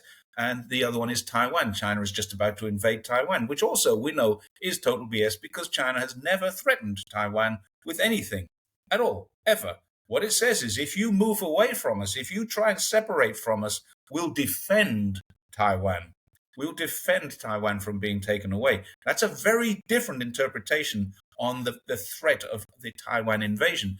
Taiwan is, according to the United Nations, an integral part of China. Now, you could argue all you like, whether it's the KMT, whether it's the PRC, the CPC, CCP, whatever you want to call it. You could argue all you like about that, but you cannot argue that Taiwan is part of China, and China would rightly defend its sovereign territory. The United Nations recognize it, the United States recognize it, the United Kingdom recognizes it. So if you look at it from a Chinese perspective, you try taking away Tasmania from Australia. What's going to happen? Australia will defend it. Try taking Alaska away. If Russia decided now this is a great example, we want Alaska back. Russia says Alaska was leased. America says Alaska was bought. Because of the Russian Revolution, Russia can't find the paperwork. America says, no, that paperwork doesn't exist. It probably does, and it's in an archive somewhere, and they know exactly what the situation is. And if it was true that they had bought it, they'd pull the piece of paper out and say, there you go, there's the paper. So I think Russia probably has a claim for this. So if Russia came along and said, we're going to take Alaska back, what would America do? Exactly the same as China will do if America comes along and says, we're going to make Taiwan an independent country. Or we're going to make it the 51st state of the United States. They could do that if they wanted. But I think Australia would get that first. So, or Canada, or Iceland, I don't know. So maybe the 54th state of America could be Taiwan. Who knows? But the fact is, China is not going to allow that. So there's those 4 threats. All 4 of those threats are at best spurious allegations that have no real grounding in truth. So China, if we take away those 4 threats, China has absolutely no threat or even a challenge to the United Kingdom if we were to take away those 4 threats. Now, one of these guys, Cash, I think it was, one of them's a teacher. I don't know how a teacher got into Parliament and was had access to the kind of secret that he could have got into trouble for. The other one was a parliamentary researcher. Now, the parliamentary researcher may very well have had access to secrets, but if there is a problem that he was sharing them with someone, that's not a Chinese problem. That's a British intelligence security problem. That's MI5 failing. That's an MI5 failing. That's what the problem is there. It's not a China problem. It's a UK problem. Now, when they say that China was not a threat, Boris Johnson never said China was a threat. Liz Truss didn't have time. She was only, she had this, what they call the shelf life of a lettuce as the prime minister. And then Rishi Sunak came in with absolutely no mandate to govern the country. And so you had, well, he didn't. Only 187 people voted. Now, this is not, he won by 187 votes. Only 187 people voted and he won. So he had no mandate to be the leader of and he'd already been rejected once. So effectively, you had a leaderless country making allegations that China was a challenge, but without saying and coming out and saying China is a threat to us. China has threatened us. And Keir Starmer is not at fault here. He's quite rightly said, we need to look at this retrospectively. At the time these offenses were committed, China was not an adversary. It was a challenge. The government said so several times. But you have to get that government to say that China was threatening. And unless you have that evidence, then the Official Secrets Act, which is what they were charged under, had absolutely no clause, no ability to convict them, because in that word, the word enemy. And there was a case at the same time they were being arrested, there was a case going through the court which collapsed because there's a group of Bulgarians spying for Russia, apparently, And that case collapsed because the Bulgarians were spying for Russia, and Russia was not defined as an enemy. There was no danger of Russia attacking the United Kingdom 1 or 2 years ago when this was coming to light. So they said Russia is not an enemy. The Official Secrets Act doesn't apply here. Now, because the Official Secrets Act doesn't apply, they have now instigated a new law. The Official Secrets Act, which was 100 years old, has been repealed, and a new law has come in, which is called the National Security Act. Now, if you think about this is exactly what they're angry about China for doing in Hong Kong. They've created a national security law. Oh my God, exactly what they're saying China is wrong for doing, they have already just done themselves. So there's that to be considered. But the fact is now they could be charged. But you cannot retrospectively go back and say they did something wrong when they didn't do anything wrong against the law at that time. So that's Sir Keir Starmer's problem. He cannot get a conviction on the basis of a previous act, an act that happened under a different law. So there's that problem. So the new National Security Act does provide to charge these people. And if they were arrested now, they could be charged. But there's one thing that really, really confuses me, and that is the Foreign Agent Influence Act. It is against the law to be an agent of foreign influence. So what does that mean? Let's, for example, use my own personal experience here. I've been told by a very highly recognized, well-acknowledged international lawyer, do not go to USA, UK, or Australia for the time being, because you are an agent of foreign influence. What that means is I've written an article that the Global Times has published. And because the Global Times published it, and I'm a freelance journalist, they've paid me for writing that article. So that means I have broken the law in those 3 countries, not because I wrote the article, that's not breaking the law. When you are an agent of influence of a foreign country, you must register that agency. So I have not been able to register in the UK. I wouldn't register in the USA because I'll never go there anyway. But I can't register in the UK where I have a UK passport, and I can't register in Australia because in both cases you need to be there to register. You need to go in and register and sign the registry, and I can't. Now, I can't set foot in those countries because I'm an unregistered agent of foreign influence. Why can't that law be used?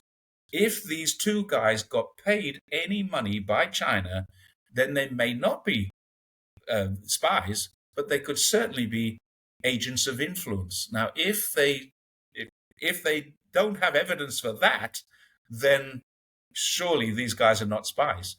Why did they provide information? Now, nobody knows what they actually did. There's a lot of stories, but one of the stories is they were acting. One of the guys was acting as a waiter at a party. Now, this is just a story. I don't know if this is true. And someone from China said, I'm from the Chinese delegate. Do you know what rooms the Taiwanese people are staying in this hotel? And he said, yeah, they're in rooms 33 and 34 and 35, whatever the room number was. That is the extent of it. He was acting as a waiter, and he gave information to the Chinese people that he probably would have given information to anyway if someone from another country had asked, do you know where the Taiwanese delegation are? Oh, yeah, they're in that room. Now, if that's the extent of it, and this may be why we're not being told. Why aren't we being told? It may be so farcical that it just makes a mockery of the legislative process. If that's true, and I don't know that it is. Let's be honest. I don't know what they actually did. But you've got one of them's a researcher. He's 33 years old. One of them's a 30-year-old teacher. And they are both being accused of giving away top secret information to China. I don't know. Maybe they did just say, oh, yeah, you'll find them in room 12. That's it. That's the top secret information. That's all I know. And it's pure speculation as well. Yeah, no, I found it really strange. Not this espionage case. I found it really strange that they so desperately want China to be a threat and they want China to be an enemy. Again, I can never understand why people want to wage wars and fights. There are other ways to grow. Friendship is one that comes to mind because everybody Friendship benefits. Would be nice. Yeah. Yeah. The UK desperately needs friends. There's no question about that. Correct. If we go back to 2015, only 10 years ago, David Cameron and Xi Jinping were drinking beer together saying the golden age has arrived. The golden age is here. What happened between then? Because China hasn't changed at all. Xi Jinping was still the leader then. It's the same person. They were smiling and laughing and having a beer together. Xi Jinping doesn't drink beer at all. I mean, he was kind of kissing the glass. But that's it. Xi Jinping had his taste of English beer and probably went, "Ooh, give me a Mau Tai any day." I don't even know if he drinks. I've never seen or heard of that, but I've seen him cheers with a glass, but I've never seen him have a drink. So Xi Jinping, David Cameron had a beer together. The golden age had arrived. That was 2015. That's only 10 years. China has not changed in any way, shape, or form. The UK has come out of Brexit. David Cameron lost his seat and a Tory party came in. And then we had all kinds of problems with Boris Johnson. We had COVID, which a lot of people want to blame China for. But you know, if you go through all the history of COVID, there is no question China discovered COVID. There's no question about that. China discovered it. China isolated it. China did everything that it could to prevent it from spreading by locking down cities inside of China and locking down regions. I was locked down to an extent for a short period of time while they worked out what to do about this thing. And then they let us loose and we were able to travel. I traveled to Thailand and back. I traveled to 41 different cities. All of these different things that people tell us about me being locked down, very, very different. The reality was very, very different. And that's another one that we could talk about in another show. But COVID is possibly the only thing that the Johnson government can say China became a threat to us. If there was evidence that China did, in fact, put COVID into the world. Now, there's no evidence that that happened. If anything, there's certainly allegations that America did, but there's no evidence that they did either. And I'm staying out of that argument. All I do is I say, it'll come out eventually. I don't say Fort Detrick. I don't say Wuhan Institute of Virology. I don't say anything. All I know is I trust China, and I've trusted them for the last 10 or 12 years. Before that, I don't think I did trust them as much, but I do now. I've seen corruption disappear. I've seen the skies get cleaner. I've seen the environment get nicer. I've seen compliance improve. I've seen all the different things. I've seen the reduction in bureaucracy, which is better than it used to be, but it's still a big bureaucratic country. All the things I see are positive. So I don't see China in a negative light very much at all. There's not much negative that I can see. Bureaucracy is still one of the negative things, particularly in banking and hospitals. But you know, these are minor inconveniences compared to what's going on in the world. And China is not a threat to anybody. Never has been. It's still not a threat to America. America is threatened. America has acted. China has retaliated. China has responded. And China has elevated and escalated the situation. There's no question about that. But they've done so in self-defense. Yes, and again, it's in the nature of America to fight and be number one. So in future, if America doesn't collapse on its own, it is going to wage war against China or Russia. I don't think eventually. so. I would disagree with you there. I think America will attempt a war with China, but it will be a proxy war, not an American war.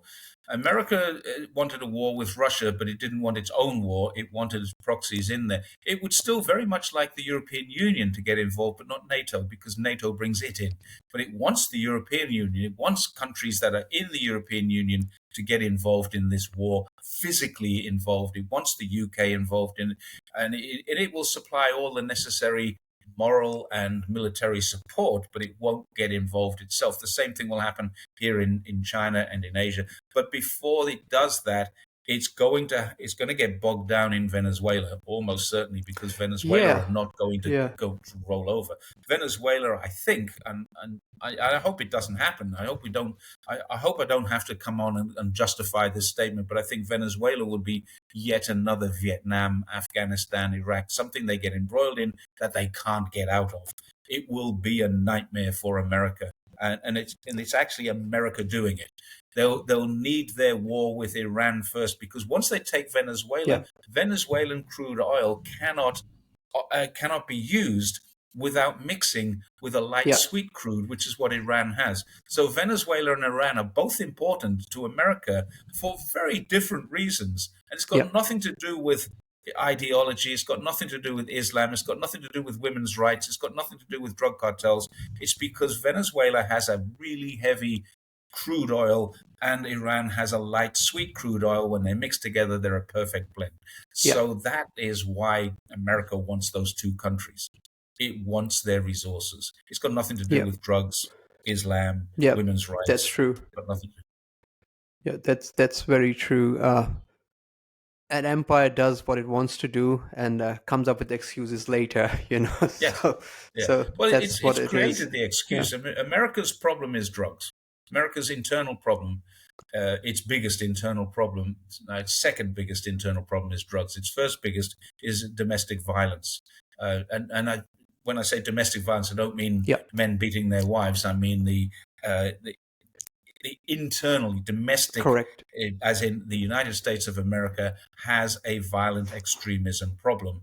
And that problem is along all kinds of different lines, but mostly, according to the FBI, I don't make this up, the FBI have reported this, it's Republican voters who own most of the guns, and those people who own most of the guns have many guns themselves. So I actually know people here in China who own 17 or 20 guns. I had a friend here who had 17 firearms, and he said, I've got 20,000 rounds of ammunition for each one of them.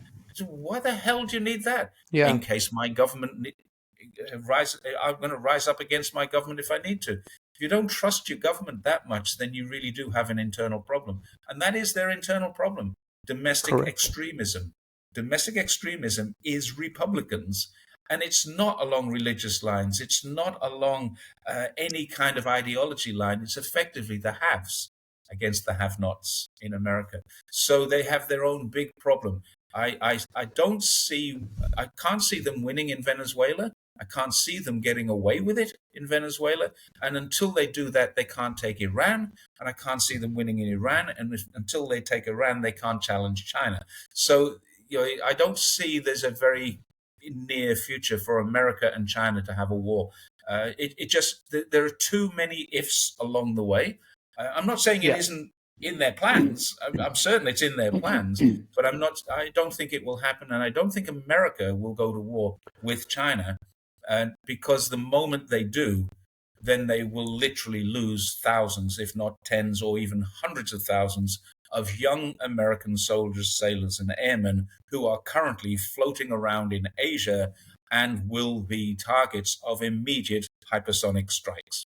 The moment America sets foot on a war footing with China, then they're going to lose what they've moved. They don't bring aircraft carriers in to the three-island chain.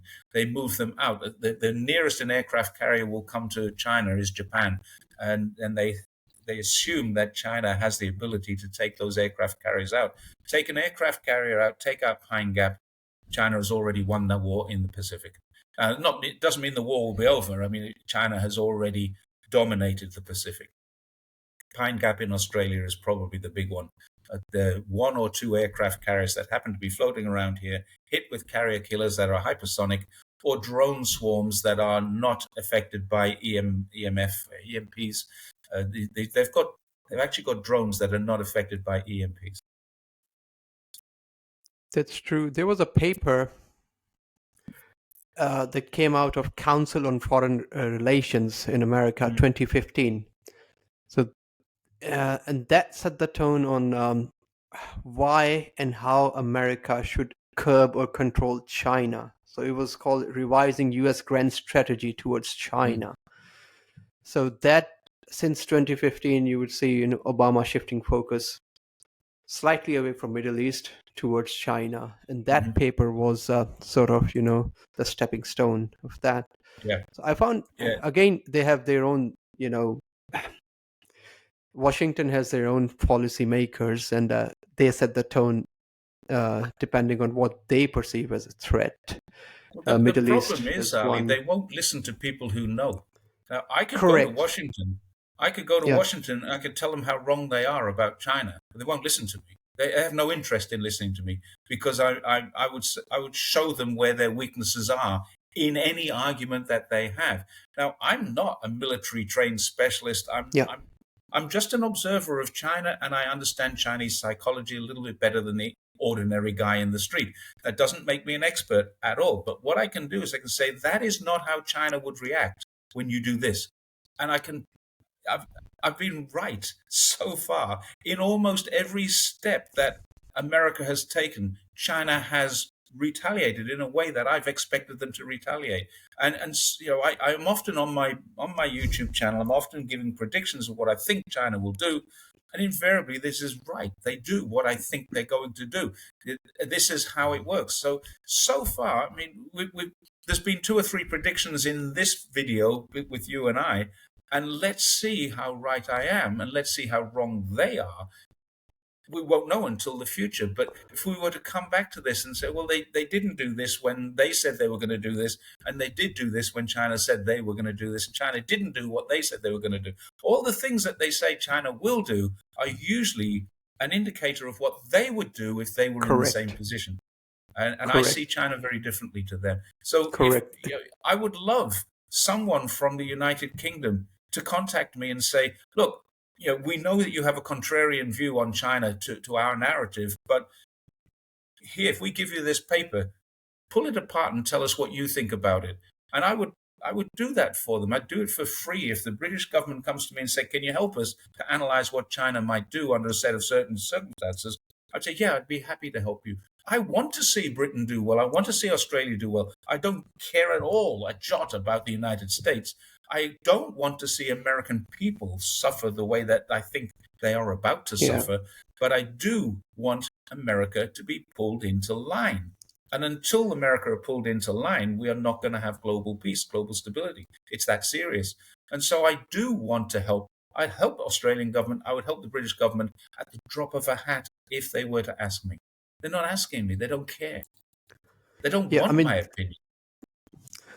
Because they view every other country through their own lens. So that's the thing. And their lens is a product of their own mentality, of their own psyche. They've got intellectuals like Professor Jeffrey Sachs, Noam Chomsky, John Mearsheimer. They've got all those intellectuals that they can use to not wage wars, but to make friends and grow trade together. But they're not going to do it because that's not what Washington is all about. It's all about chest thumping and saying, okay, we are number one. We can do this. There's one last clip. I just forgot about it. Okay. And this is very telling when it comes to Chinese intellectuals. I've never seen any other intellectual challenge. Okay. This kind of a propaganda have too many. No one believe it. Too many what? Too many. Too much. No one believe it. Except a few Israelis. We really do all what we can not to hurt the citizens. To kill more than 70,000 civilians. No, there are more than the terrorists. It's not fact, right? Okay. Really? The fact is not decided by you. The facts is decided by the international community. It's not decided by your government. Your government have no legitimacy and the right to deciding or defend what is fact. So that was a very telling conversation between a Chinese intellect and IDF general. I've never seen anyone else so eloquently in less than 30 seconds summarize what IDF has done and to their face. What he says is quite this correct. tells me that China is not really afraid of IDF or Israel. But again, we don't see it over here. We see Israeli, American, UK perspective over here. You have to really go find these kind of clips on There internet. are a lot of people, pro-Palestinian people, quite understandably angry with China because China is not taking one side or the other. However, China has taken one side. I've made a video and I've written articles about this. China has taken a side. China has taken the side of the United Nations. China wants to see a two-state solution going back to the 1967 borders. That's its stated position, and it has been since 1967. That's as simple as that. Ever since the two-state solution was first proposed, China has been on top of that, and that is what they want. Now, China does not sell weapons of war into war zones. That's something a lot of people don't know about this. China is not selling military equipment to Russia, and it's not selling dual-use equipment to Russia unless it's sold on a proper basis of, so for example, industrial drones or agricultural drones can be adapted. Now, China will sell agricultural drones to both Ukraine and Russia because they are agricultural drones. Now, they have a dual-use purpose, a slight modification, and suddenly, instead of dropping fertilizer, they're dropping mortar bombs. So, yeah, that's a thing that China does. And it does so because there are no restrictions on those things. There are no legal restrictions. America can sell the same drones to the same countries. There are no legal restrictions. Now, China has created a legal restriction with rare earth elements and said, we're not selling these to Russia. We're not selling them to Ukraine. We're not selling them to Israel. These are things that if they have a military use, you're not getting, full stop. If they have a dual use, then you need to demonstrate to us what the use is going to be, and we will sell them to you.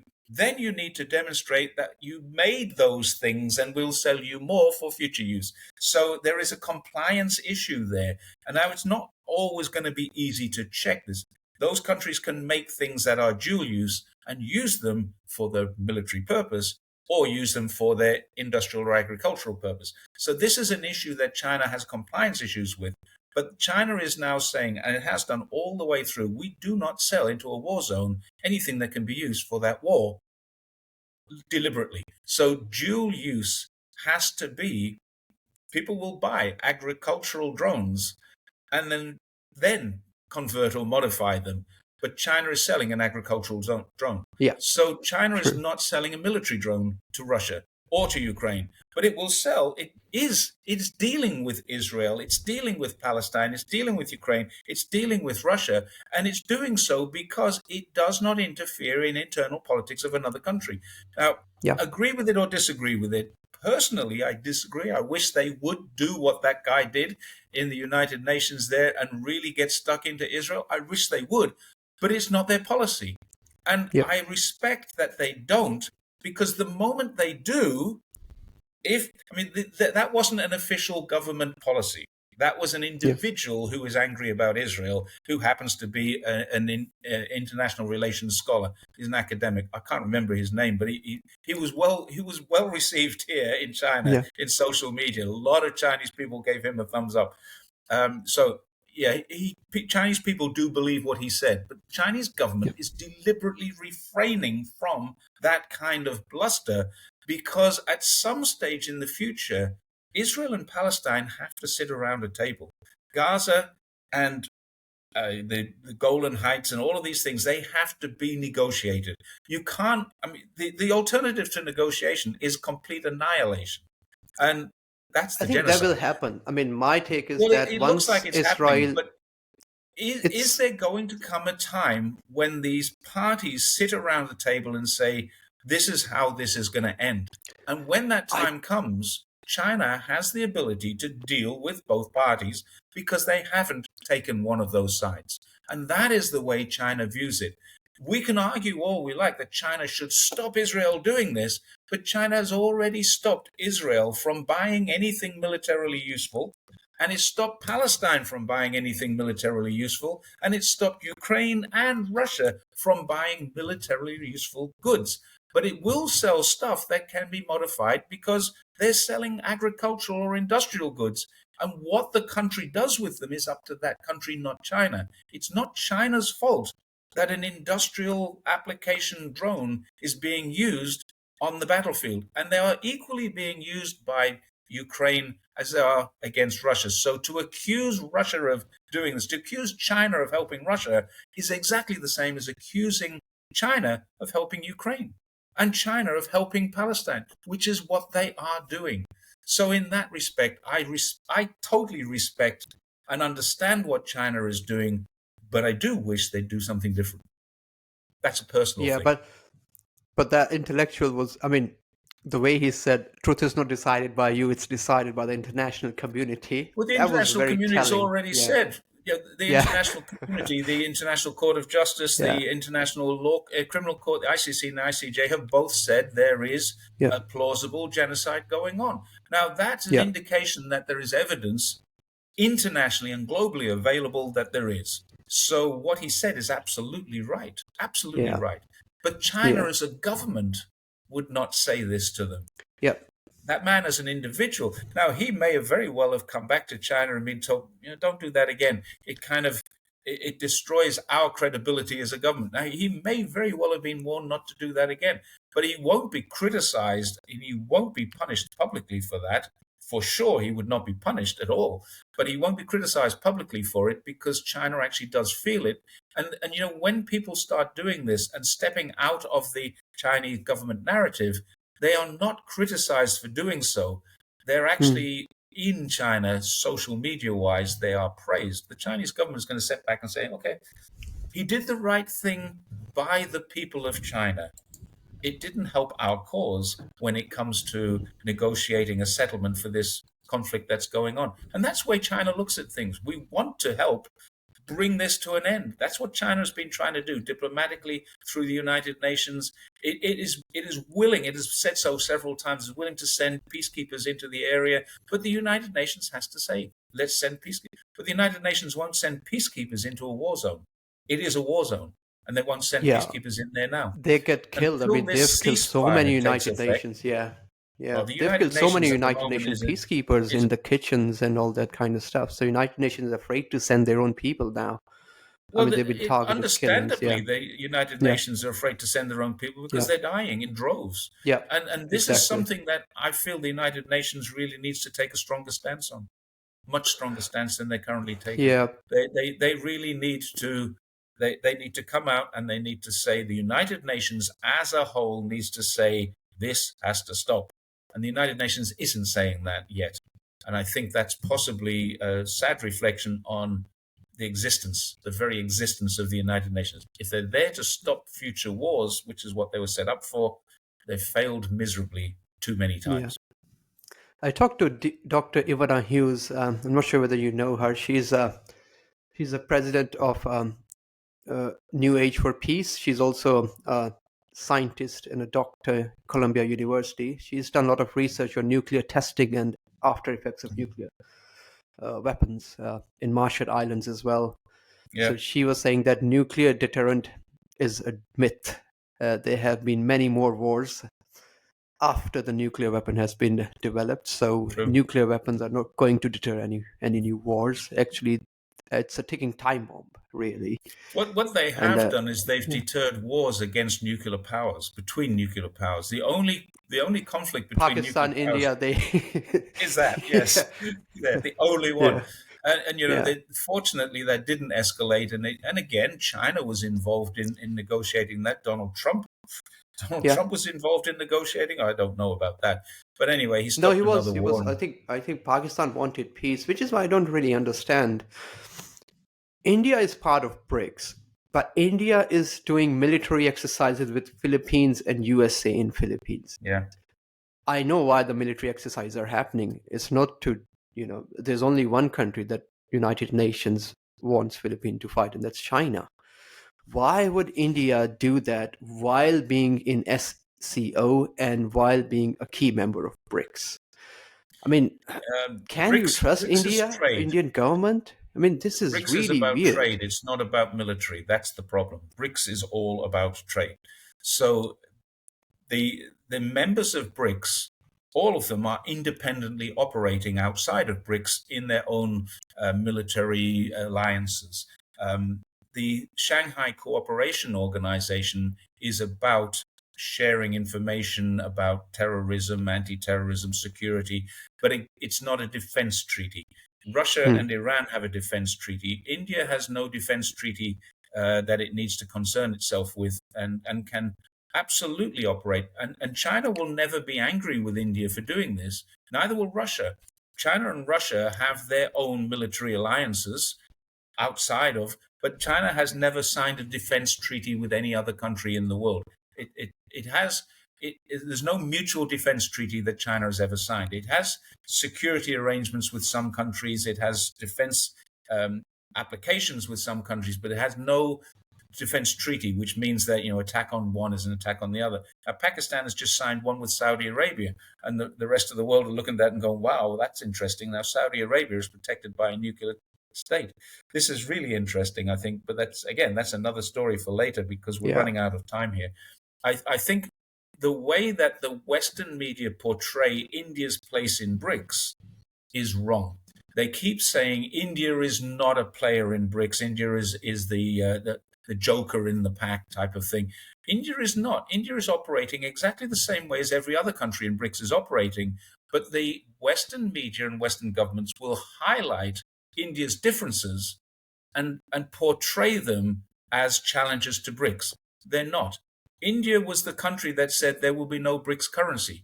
Yeah, but so did Brazil, so did China, so did Russia. There has never, ever been a plan for a BRICS currency, like a euro. There's never been a plan for that. BRICS have got their own internal mechanisms for converting and transferring money, but they've never, ever said, we think we might go down the track of a BRICS currency. And India came out and said that. And then all of a sudden, everyone in the media around the world said, India is offside with the rest of BRICS. They weren't. They were actually confirming what BRICS had said. We're not going to have a BRICS currency. We're going to have transfer mechanisms inside of BRICS. We're going to have country-to-country exchanges in their own currencies. We're going to have a digital currency. But it was not going to be BRICS. It's never going to be BRICS. It never has been. So when you look at what the Western media are reporting about India, they are trying to create the rift that they allege exists. But China, Russia, Brazil, South Africa, they don't care what India does militarily. They're part of BRICS, and BRICS is operating. There's no issues about that. There never has been. And all we're getting is alleged issues between India and Russia, India and China, India and Brazil. There isn't. There are none. There are no problems between those countries. There are just simply each country does its own thing in its own way, but is a member of BRICS and can work within the trade regulations of BRICS. That's what BRICS is all about. It's got nothing at all to do with military. And so whatever India does militarily doesn't affect BRICS.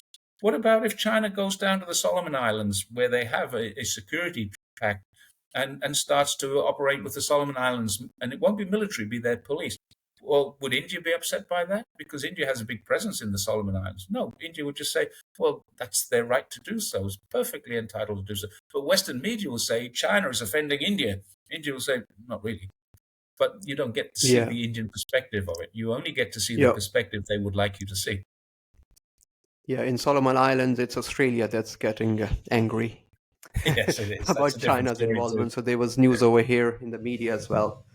So yeah, but yeah. No, thanks very much, Jerry. I've taken too much of your time again. It doesn't really. I mean, time just flies while talking to you, so I don't really. Yeah, I should probably keep a watch over here to see how much time has passed. I guess. Yes, yeah. Thanks very much, Jerry. Thank you.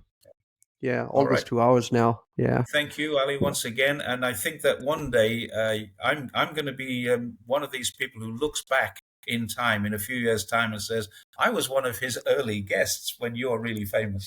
I think you ask all the right questions. I'm not going to be famous. Yeah, I think you will be. Yeah. I just try to do it when I have time. Yeah.